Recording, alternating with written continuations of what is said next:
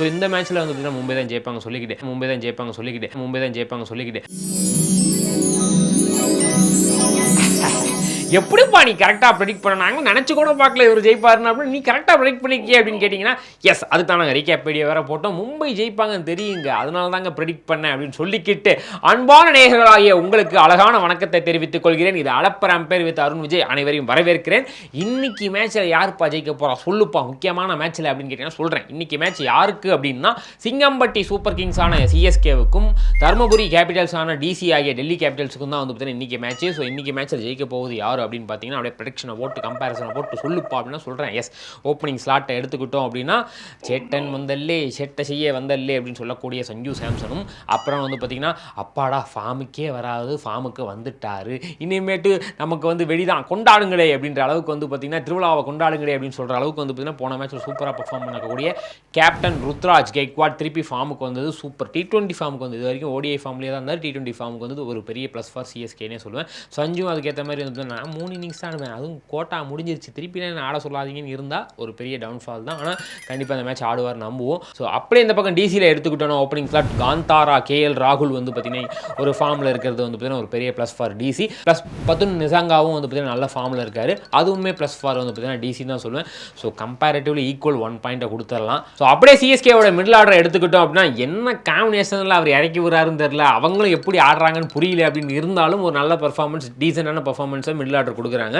So அதன் வரிசையில் வந்து பார்த்தீங்கன்னா அப்படியே வந்து சஃப்ராஸ் கானாக இருக்கட்டும், பிரீவிஸாக இருக்கட்டும், உருவ் பட்டேலாக இருக்கட்டும் வந்து பார்த்தீங்கன்னா ஓரளவுக்கு நல்ல ஃபார்மில் இருக்காங்க. சிவம் தூபேவும் வந்து பார்த்தீங்கன்னா 6 அடிக்க மாட்டார், அவர் உட்கார வச்சிருவோன்னு போன வாட்டி கார்த்திக் சர்மாவை இறக்கி விட்டாங்களான்னு தெரியல, அவர் வந்த போக்கில் ஒரு 50 போட்டார், அது ஒரு பெரிய பூஸ்டிங் ஃபார் வந்து சிஎஸ்கேனே சொல்லுவேன். ஸோ இந்த காம்பினேஷன்கள் ஒர்க் ஆகிட்டு இருக்கும்போது பிரசாந்த் வேற இறக்கி விட்டா அப்படி ஸோ அவரும் ஒரு ஆல்ரவுண்ட் பர்ஃபார்மன்ஸ் கொடுக்கக்கூடியவர் தான், நல்லா பண்ணுவாங்க இறக்கி விடுங்க அப்படின்னு சொன்னாலும் ஜேமி ஓவர்டன் ஆகிய நானும் ஒரு ஆல்ரவுண்ட் பர்ஃபார்மன்ஸ் தான். ஸோ என்ன காம்பினேஷனில் ஸ்டீவன் ஃப்ளமிங் நினைக்கிறாருன்னு நமக்கு 7:30 மணி வரைக்கும் ஒன்றுமே தெரியாது, இருந்தாலும் இந்த காம்பினேஷன்லேருந்து வரும் வின்னிங் காம்போலேருந்து தான் கொஞ்சம் எடுப்பார் அப்படின்னு நினச்சிக்கலாம். ஸோ வந்து மிடில் ஆர்டர் ஓகேவான மிடில் ஆர்டர் தான் இருக்குது. டிசியோட மிடில் ஆர்டர் எடுத்துக்கோன்னா நிதிஷ் ராணா.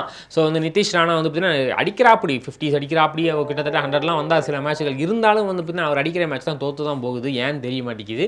ஸோ நிதிஷ் ராணா இருக்கிறது ஒரு பெரிய ப்ளஸ்ஸாக மைனஸான டிசி தான் சொல்லணும். ஸோ அதை தொடர்ந்து வந்து பார்த்தீங்கன்னா ஸ்டப்ஸு கில்லர் த மில்லர்லாம் இருக்காங்க. ஸோ வந்து நல்ல ஒரு மிடில் ஆர்டர் தான் காம்பினேஷன் வச்சுருக்காங்க.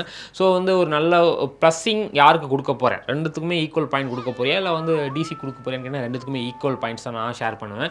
ஏன்னா வந்து அபிஷேக் போகிறோம் நல்லா ஆடக்கூடியவர் தான், இந்த பக்கம் அப்படியே வந்து பார்த்தீங்கன்னா கார்த்திக் சர்மா மாதிரி அப்படியே ஸோ ஈக்குவல் டேலியாக தான் ஆகுது. ஸோ மிடில் ஆர்டரிங்கை பொறுத்த வரைக்கும் ஈக்குவல் தான், ஓப்பனிங்கும் ஈக்குவல் தான். ஸோ வந்து போலிங் தான் டிசைட் பண்ண போகுது மேட்ச்ன்னு நான் நினைக்கிறேன். ஸோ சிஎஸ்கேவோட போலிங் எடுத்துக்கிட்டோன்னா முகேஷ் சௌத்ரியாக இருக்கட்டும், கம்போஜாக இருக்கட்டும் நல்ல ஃபார்மில் இருக்குது, ஒரு பெரிய ப்ளஸ் ஃபார் வந்து பார்த்தீங்கன்னா சிஎஸ்கேனே சொல்லலாம். Spinning attack Noor Ahmad, so Akeal Hosein இந்த மேட்ச் இறக்கி விடுவாங்கன்னு கேட்டிங்கன்னா அது ஒரு டவுட் தானே. போன வின்னிங் காம்பினேஷன் அப்படியே இறக்கி விட்டால் ஓகே தான், ஆனால் ஸ்டீவன் ஃப்ளமிங் அதை பண்ண மாட்டார். நீ என்ன சொல்கிறது நான் என்ன கேட்குறது அப்படின்ற மாதிரி டிஃப்ரெண்ட்டாக ஒன்று ட்ரை பண்ணுவார். ஸோ ராமகிருஷ்ண கோஷ் வந்து பார்த்தீங்கன்னா சூப்பராக போட்டார், அதுவும் போலிங் ஆக்ஷன்லாம் செமையாக இருந்தது. ஆனால் என்னட்ட சொல்ல நல்லா ஆடிட்டு இருக்கவங்களாம் இன்ஜூரி போகாமல் இருந்தாலே வந்து பார்த்தீங்கன்னா சிஎஸ்கேலாம் எப்பயோ பிளே ஆஃப் போயிருக்குன்னு சொல்லலாம் அந்த சீசன். ஆனால் வந்து பார்த்தீங்கன்னா நல்லா ஆடுறவங்க எல்லாருமே அப்படியே வந்து பார்த்தீங்கன்னா ஒரு மேட்ச் நல்லா ஆடிட்டு நாங்கள் பாய் எங்கள் கோட்டா முடிஞ்சிருச்சு ஐ ஆம் இன்ஜூரி கிங் அப்படின்ற மாதிரி உட்காந்துக்கிறாங்க. அதே மாதிரி தான் ராமகிருஷ்ண கோஷும் போயிட்டு அப்படி.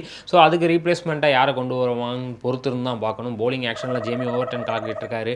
ஸோ ஃபாஸ்ட் போலிங்கை பொறுத்த வரைக்கும் நமக்கு சூப்பராக இருக்குது. ஸ்பின்லையுமே நூர் அகமது கலக்கிட்டு இருக்காரு. ஸோ வந்து பிரசாந்த் வீரை போட விடுவாங்க, அந்த மாதிரிலாம் காம்பினேஷன் அப்படி இப்படின்னு மாற்றி போட்டாலும் ஒரு நல்ல காம்பினேஷனாக தான் இருக்குது. அப்படியே இந்த பக்கம் டெல்லி எடுத்துனா நட்ராஜன் செம ப்ரைம் ஃபார்மில் இருக்காரான்னு கேட்டிங்கன்னா நடுவில் ஸ்டார்டிங்கில் செமையாக இருந்தார், நடுவில் கொஞ்சம் சொதப்பிட்டார்னே சொல்லலாம். ஆனால் மிச்சல் ஸ்டாக் திருப்பி அவங்க வந்து டீமில் வந்ததுன்னு அவங்களுக்கு ஒரு பெரிய பூஸ்டர்னே சொல்லுவேன். செமையாக வந்து எங்களுக்கு எனர்ஜியாக இருக்குது, நாங்கள் யாரையா போட்டு அடிக்கணுமே அப்படின்ற மாதிரி ஒரு மைண்ட் செட்டில் தான் இருப்பாங்க.